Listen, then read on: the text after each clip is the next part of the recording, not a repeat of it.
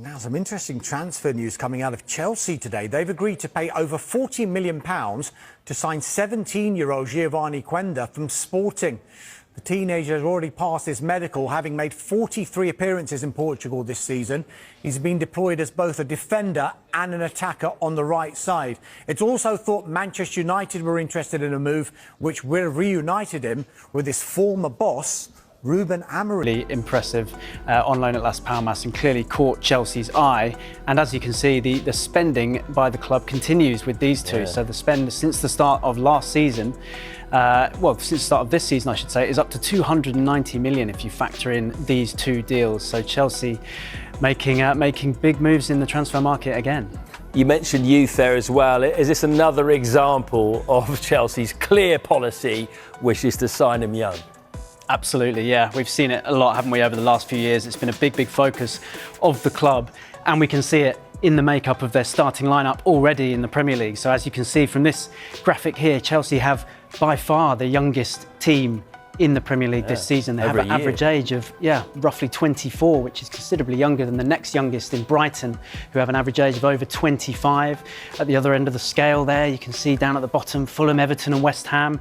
They're pushing towards the 30 mark, but Chelsea very much at the other end of the scale. And if you consider that these players are coming in next, you've got Estevao coming in from Palmeiras as well, only 17 years old. This average age could go even younger. So an interesting policy from Chelsea, and one that could continue. Yeah, and you sense there's going to be more Portuguese spoken in that dressing room, isn't there, next season? Indeed. What about Asugo? He will join in the summer, but he faces some serious competition within that position.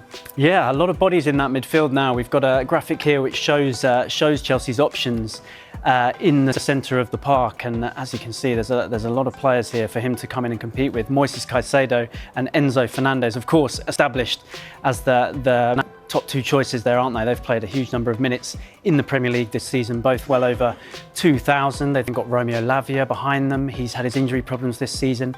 Kiernan Dewsbury-Hall hasn't featured much, but he's another option.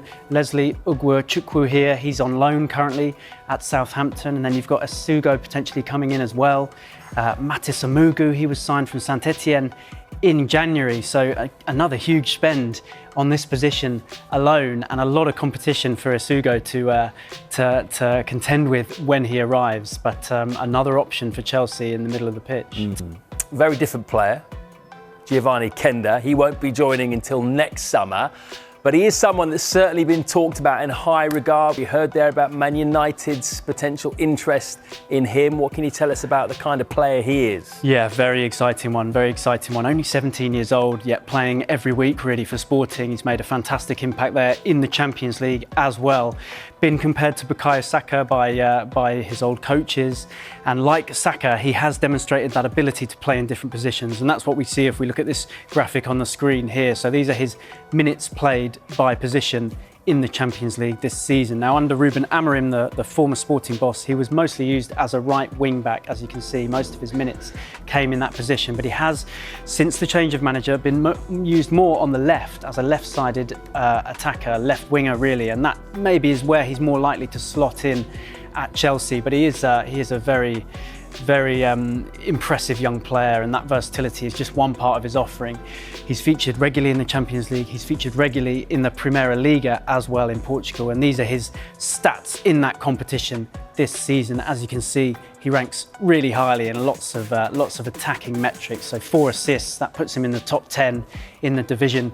But he's actually third for chances created, 48 chances created in Portugal this season, 10 big chances created. He completes a lot of dribbles, 31 dribbles. He gets balls into the box through crosses. He's a set-piece taker as well as getting those crosses in from open play. And then he gets into the box himself, as you can see, touches in the opposition box, 83.